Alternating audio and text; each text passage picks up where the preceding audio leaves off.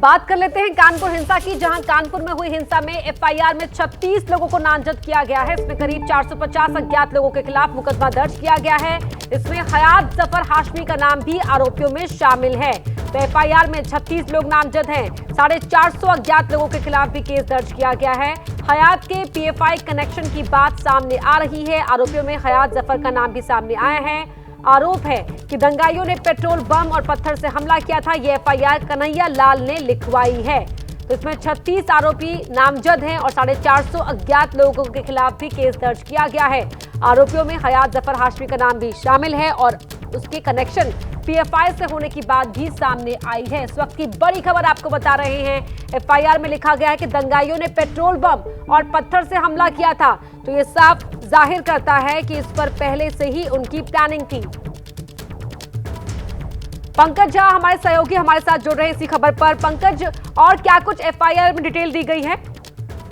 देखिए, 3 अलग अलग एफआईआर कानपुर के थाना बेकनगंज में लिखाई गई है। इसमें तो 2 पुलिस की तरफ से थाना एफआईआर करवाई गई है और 1 कन्हैया लाल ने लिखी है। और तीनों में बहुत सारी चीजें सामान्य है और इनसे ये पता चलता है कि कल जो ये कानपुर में हिंसा हुई है, ये जो पथराव हुआ, आगजनी हुई, ये पूर्व नियोजित थी। और इसमें बाजार में पहले से पोस्टर लगे हुए थे।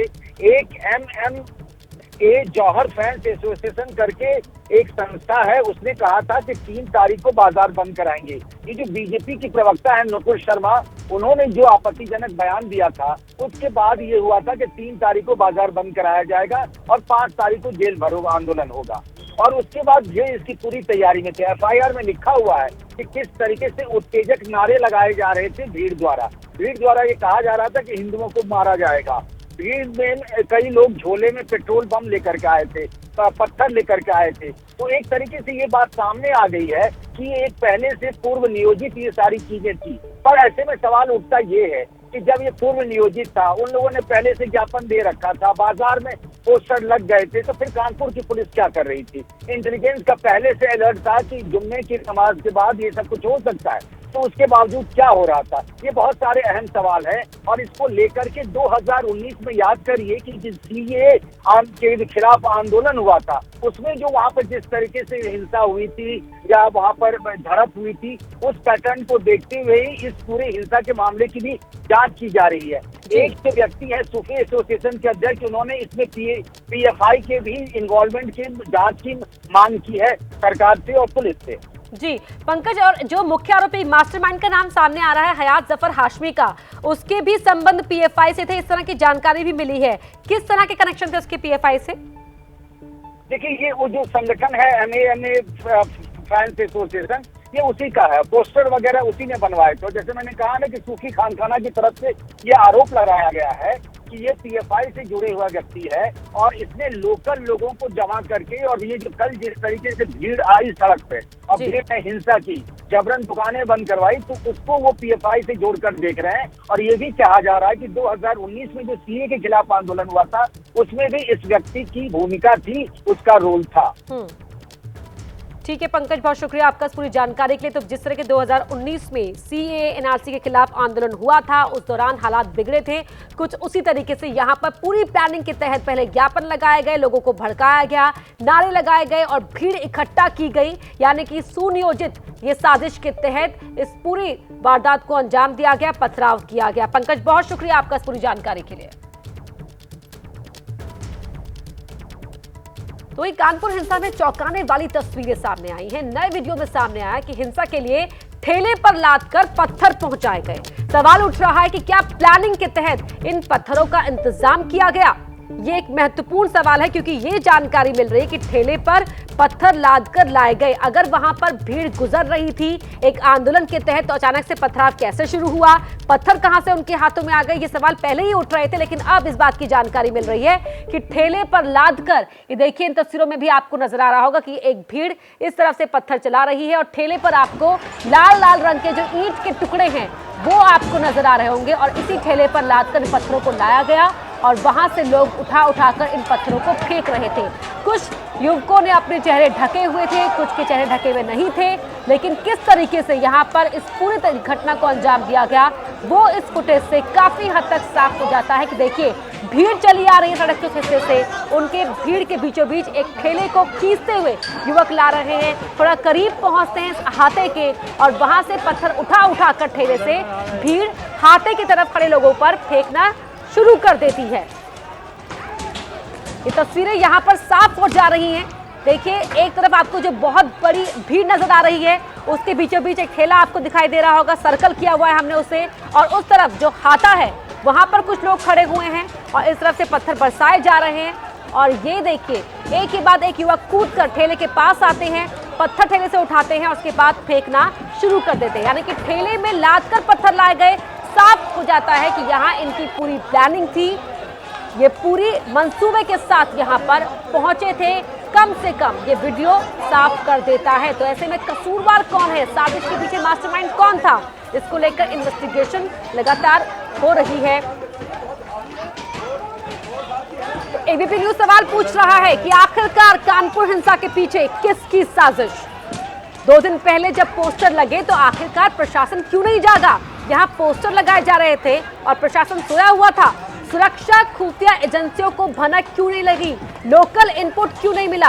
राष्ट्रपति प्रधानमंत्री का दौरा था, ऐसे में इस दौरे के बीच सुरक्षा में चूक कैसे, ये अपने आप में एक महत्वपूर्ण सवाल हो जाता है। लोकल इंटेलिजेंस आखिरकार कहां सोया हुआ था, ये भी महत्वपूर्ण सवाल। तो ये फुटेज जो हाथ लगा है पुलिस के और 36 नामजद के खिलाफ एफआईआर दी गई है। 450 अज्ञात लोग हैं देखिए, लेकिन ठेला खींच कर लेकर आ रही है वहां से भीड़, और इस भीड़ में जो ठेला बीचों बीच नजर आ रहा है उसी पर पत्थर लदे हुए हैं, ईंट के टुकड़े रखे हुए हैं और उन्हीं को उठाकर हाथे की तरफ खड़े लोगों की तरफ फेंका जा रहा है। ये तस्वीरें साफ कर रही हैं। और ऐसे में इस पूरी हिंसा का मास्टरमाइंड कौन था, अभी तक ये साफ नहीं हो पाया है। अलग अलग नाम निकलकर सामने आ रहे हैं, पीएफआई कनेक्शन का भी जिक्र यहाँ पर हो रहा है। लेकिन जब राष्ट्रपति, प्रधानमंत्री, सूबे के मुख्यमंत्री वहां मौजूद थे कानपुर में, तो ऐसे में सुरक्षा एजेंसियां क्यों सोई हुई थी। 2 दिन पहले से ही पोस्टर यहाँ पर लगाने शुरू कर दिए गए थे, भड़काऊ पोस्टरों का इस्तेमाल हो रहा था। तो लोकल इंटेलिजेंस कहाँ सोया हुआ था। ये एफआईआर आप देख रहे हैं, अलग अलग एफआईआर दी गई है और एक इस एफआईआर में 36 लोगों के नाम दिए गए हैं। 450 अज्ञात लोग हैं और 36 जिन लोगों के नाम दिए गए हैं उनमें एक नाम है हयात जफर हाशमी का, जिसकी तरफ से पोस्टर लगाए गए थे। सवाल पूछ रहा है एबीपी न्यूज, कानपुर हिंसा के पीछे किसकी साजिश। आखिरकार कानपुर को किसने सुलगाया। 2 दिन पहले जब पोस्टर लगना शुरू हुए तो प्रशासन कहां सोया हुआ था, क्यों नहीं जागा। राष्ट्रपति का दौरा था, प्रधानमंत्री वहां थे, सुरक्षा खुफिया एजेंसियों को भनक क्यों नहीं लगी, ये महत्वपूर्ण सवाल हो जाता है। राष्ट्रपति प्रधानमंत्री के दौरे के बीच सुरक्षा में चूक कैसे हुई, ये भी अपने आप में एक बहुत बड़ा और महत्वपूर्ण सवाल हो जाता है।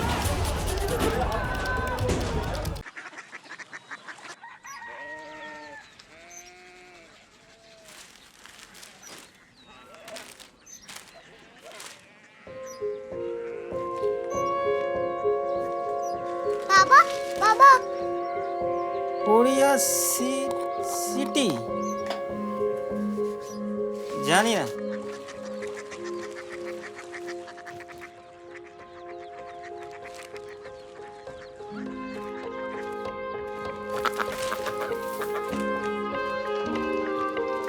Korea city? हाँ।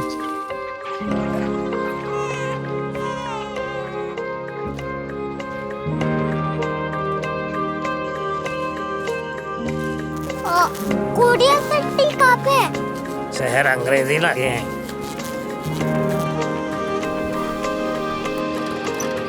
Korea city.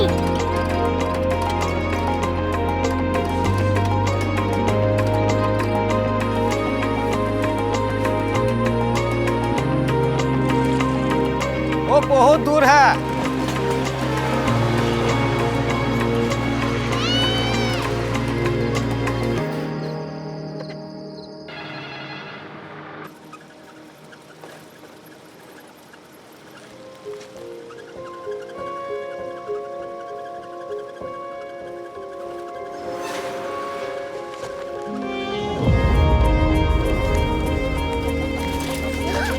Korea city.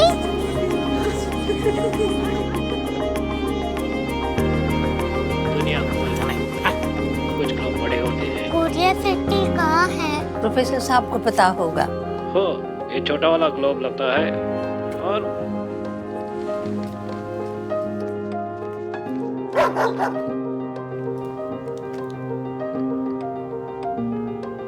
पता नहीं, मेरी बेटी से जाके मिल लो, शायद उसे मालूम हो।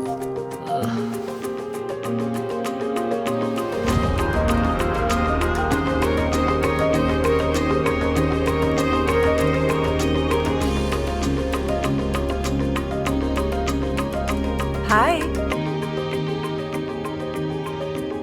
बाबा ने भेजा है। Come here. Korea city. Korea city नहीं, क्यूरियोसिटी। वो क्या?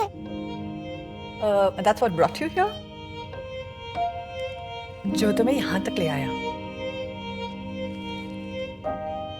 क्यूरियोसिटी।